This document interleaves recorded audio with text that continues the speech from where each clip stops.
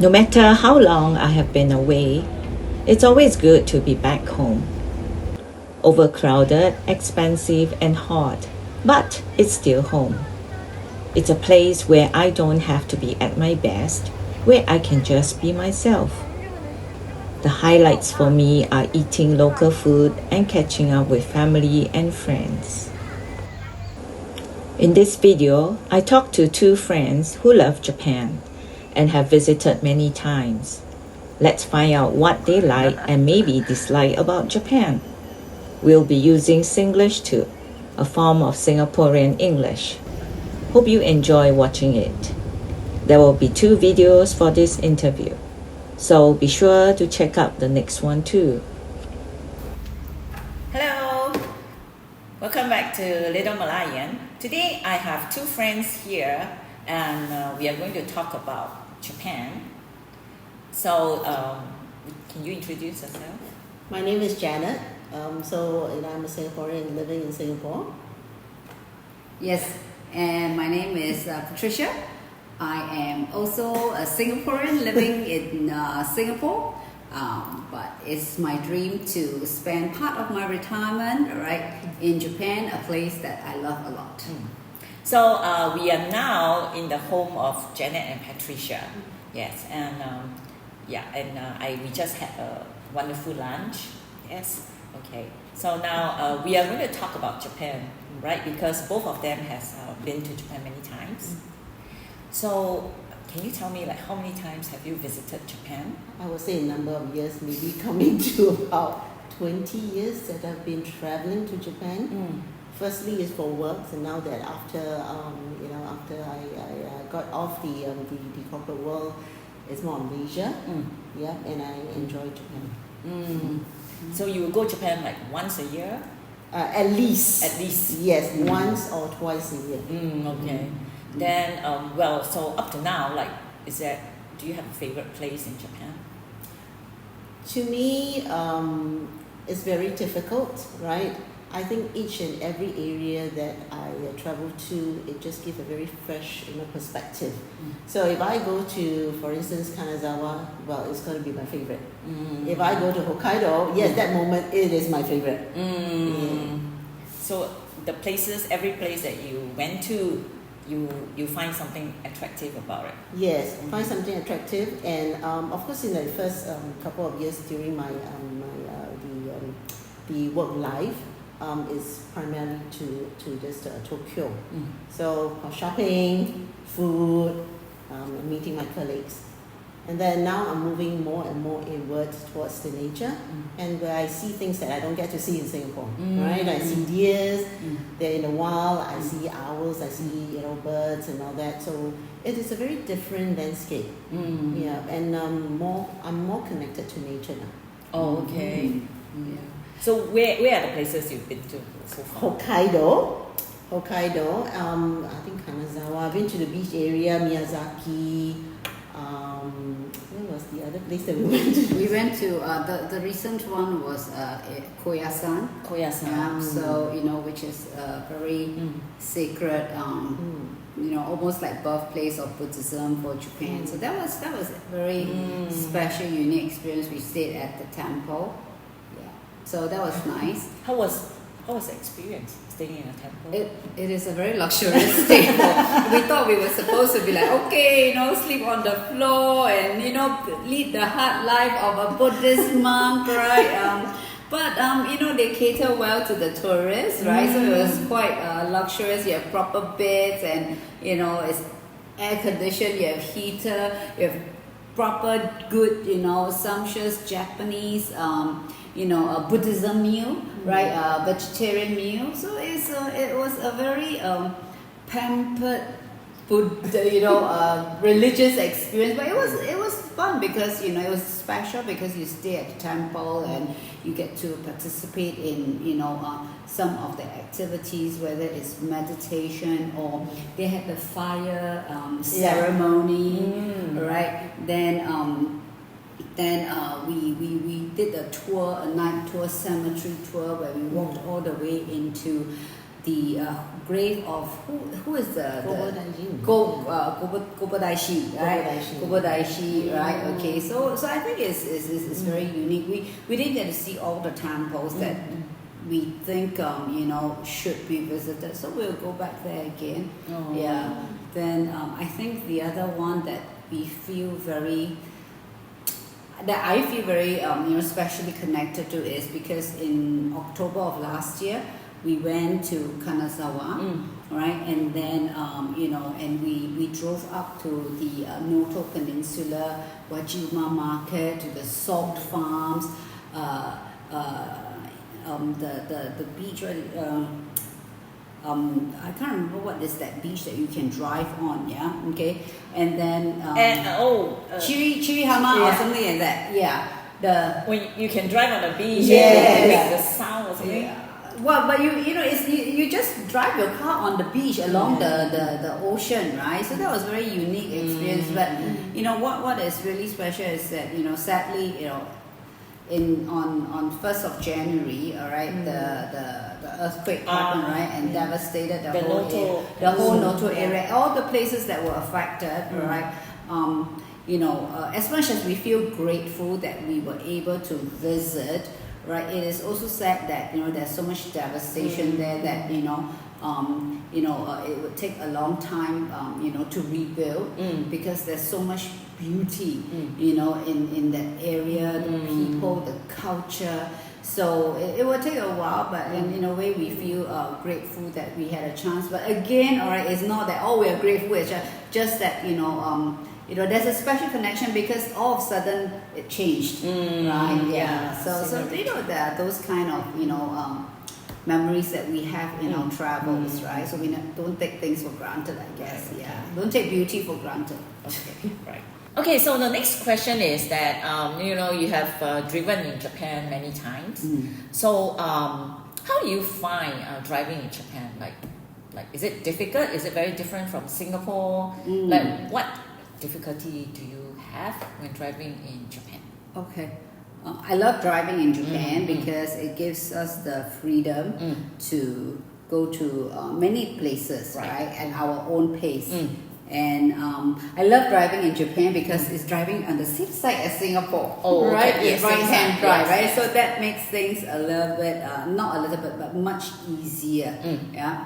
I think it's driving in Japan is it's easy, but it's also not so easy. Easy in the sense as what I told you just now, right? Okay, it's on the right-hand side, and generally you have got very polite drivers. I like the fact that you are able to communicate thank you by pressing the hazard light button. Yes, right. Okay, something right. that I love. It makes driving so much more pleasant, right? That you can express your appreciation, or you can be appreciated. Be appreciated for giving way, and I think it helps to. It helps to breed good driving habits. It helps to breed courtesy on the road as well. That's why it's very pleasant, yeah. The difficulty I find is that for myself, is that sometimes because I'm not in Japan, all right, I bring all the nasty driving habits, yeah, all right, as I drive on the road, and then there are other people who say, this is the gaijin driver, right? So we try to blend in, yeah, but it can be a little bit so you are the nuisance. No, I try not to be the nuisance. Yeah, I try to be very, very conscious that I'm in Japan. You give way, you don't honk. Okay, yeah, because it's very, very impolite to do that, and I appreciate that because it's very annoying. Yeah, okay, right, to keep hearing the honks, right? Okay. No, and also the Japanese are very polite in honking. They don't just press like that, Okay, all right, that's good to know. Yeah. So I think that is the part that we all as foreign drivers need to be conscious of, and sometimes our habits does come up, and we don't want to give foreign drivers a bad name as well, right? I mean, so that is one. I think the other one, of course, is knowing when you're within Tokyo, the city itself, or navigating all the slip roads, go in and out of the ramp, right, coming out, the turns, but that can be stressful. Even though we may have the GPS navigation, right, it can be a little bit stressful. So that usually when we get into the city, okay, all right, you really have got to pay attention, and you have to have a lot of patience on yourself because you will probably make a wrong turn, okay? And it's okay if you make a wrong turn, you just find another way to go. But that one is a patience that you need to have, right? So that you are not stressed on driving, but always give ourselves a lot of time to do that, yeah. And difficulty, I would say that it can, because coming from Singapore, we are every day, 365 days is sunny or rainy, right? Whereas in Japan, if you go during winter, you drive, during winter season, it's a new environment, right? So you got to be a bit careful, and that's something that we always remind ourselves, because the snow it can be hazardous, and I've driven in snow before as well. And then during winter time, it gets dark, early, right? Yes. And, even though you know that it gets dark early, you're driving, okay, somehow at 4 o'clock when it's dark, you know that it's 4 o'clock, wow, you feel a bit stressed. Oh, I need to get to my destination fast, right? You tend to get worried because you're driving in the dark, right? Yeah, so all those sort of things, but, it can be, I wouldn't say it's very, very difficult. You just have to make sure that you're alert, right? You're aware of your environment, right? During hazardous condition, during normal condition, how you should behave, right? As a driver, and to respect other drivers, and also to respect the environment as well. I think that's really, that's very important. Respecting the environment. Don't try to challenge the environment, because the nature is always going to be stronger than you, right? Yes, so I think that's the difficult. Okay, so you just have to be careful of this like natural points. Yeah, and be patient lah. Yeah. Okay. Sometimes we are very impatient. Yeah. So the next question is that many tourists come to Japan for shopping too, right? So do you like shopping? Of course. Then what do you recommend to people going to Japan that they should buy in Japan? Well, the thing that I'm always very fascinated is all the nicely gifted boxes, right? Those are very nice for gift, and I love to give for my friends and sometimes family as well. So pick and pick and pick and pick. You never know that how much luggage space that you have, right? And she will stop me and say, "That's enough." Oh, so the packaging is very important. Yeah, packaging is important. When you give something, it's nice. It comes with a plastic bag. Yeah. Other than I buy some for myself, and which then will last for a couple of months. And so I will slowly have it for tea. Other than that, I think the next one that I always look for clothing and also shoes. Oh, okay. Because of the quality, I think price point itself is. To me, in relation to the quality, it's worth it. So I do have shoes that 10 years, and I'm still wearing it. Japanese brand. Yeah, Japanese brand. All my work shoes are all Japanese brand. Then I like to buy the Echo as well. The design is always the first to come out. Other than that, certain clothing, and of course, the shopping outlet. Yeah. So you feel that they are more lasting? They're more lasting. I would rather go for quality, feel, than to go for quantity. Yeah, because if I like that piece of clothing or I like that shoes, and I'll keep on wearing. Yeah, it's more of the style, and also the Japanese style is very suited to what I like. Okay. Right?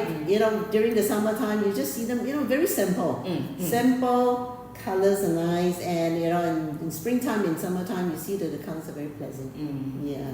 So that's what I like, that's what I will buy. And I think majority of the Singaporeans actually go and get all this, or if not, they get branded. Yeah. And stationaries. Stationaries? Why? Stationaries, the papers, so smooth. Yes. So smooth. Every right. time, you open up and you just kind of run your hand, it is very smooth. You mean what? Notebooks? Notebooks, Campus. And Kokyo. all this Very, very nice to write. And the pen The when pen. you write, yeah. So stationery is always a must stop by to buy activity. I see. Oh, this is a first. Dr. Grip, Oh, Dr. Grip. I see. the only pen that I use. Really, it's good. Yeah, it's good. I buy And fiction. then write on actually. Japanese paper. Wow. Don't like to write, also will become like to write. I see. Okay, so stationery is a yeah. must. Huh? Yes. And then for me, okay, what I love about shopping in Japan is Kikan Gente. Very tempting. Yeah, anything that is Kikan Gente, okay, I buy. Oh. Yeah, because it's just the best of the season, right? Oh. They're only limited. Human beings, right, like things that are limited. Yeah. So that's what I would like, and the one thing that's a lot of Kikan Gente is food, right? Because it's the seasonal foods, right? So one of my favorite shopping activities is to go to konbini. Shops, right? I must go to a konbini, okay, when I'm in Japan, all right? If I have nothing to buy, I go in, also I feel good about it. But whenever I go in, I will have something to buy because there's always a Kikan Gente item. So, okay, my favorite is 7-Eleven, all right? Good dessert, sweet stuffs, good, Kikan Gente, chips, potato chips, right? Okay, the Kikan Gente stuff. So all of those are fun to look for, yeah. So it's 7-Eleven here in Japan different? Oh, cannot compare. Cannot compare. Oh, totally different experience. Okay. Yeah. Like in Singapore, you don't have this kind of seasonal limited edition. No, there is no seasonal limited edition. There isn't, like, for example, convenience meals that you can buy. Because it's just not the culture, right? There's no market for, the onigiri or There is no onigiri? No, there's no onigiri. There's no, you have got some sandwiches, but they are never done as nicely as what you see in Japan, and definitely not as tasty, right? And also the range is very limited. There isn't those kind of, like bento boxes or rice or, the donburis or whatever. Definitely don't have, there's not that kind of range. There isn't the range of, the desserts, right? Okay, that they have, on the shelf, the sugar cream puff, the cakes or whatever you have, none of that, yeah? So it's always fun to just go into a, a konbini store and just look and, even though you're not hungry, you just look at it, you feel Enjoy happy. shopping. Yeah, your eyes will be full after you look at it. Yeah. So those are always fun trips to do. Yeah. So yeah. konbini is a must. Must. Yeah, she doesn't understand why I like to go in. Yeah, she said, I stepped in a konbini. I said, okay, so I'll wait outside, to enjoy the cool air, right? Because spring or it's autumn. So I'll just stand there and she'll just go around and come out. I said, nothing, just. Yeah, but usually I'll have something to buy. Oh. Yeah. There will be Lawson as well. Lawson, a favorite. Family Mart. Yeah, last time there used to be more. I think now they consolidated and now primarily, 7-Eleven, Lawson, and Family Mart. So, but I still like 7-Eleven. I see. Yeah. Okay. But it's okay. I don't choose. Yeah. Okay. If there's no 7-Eleven, I'll be fine doing Lawson. Okay. Yeah. Okay.